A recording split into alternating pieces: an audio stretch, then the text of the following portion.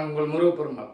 ஒரு கோவிலில் இறைவனை எப்படி வணங்கினால் நமக்கு கேட்ட வரம் கிடைக்கும், நம்மளுடைய பிரார்த்தனை நிறைவேறும். அதாவது சித்தர்கள் வழியில் வணங்கும் பொழுது நமக்கு கேட்ட வரம் கிடைக்கும். சித்தர்கள் ஞான மார்க்கம், அதாவது தியான முறையில் நிறைய கோயில்களில் தியான மண்டபம் இருக்கும். நிறைய கோயில்களெல்லாம் இறைவனை போய் பார்த்தா போதும், கூட்டத்தில் அடித்து பிடிச்சி போய் பார்க்குறீங்க.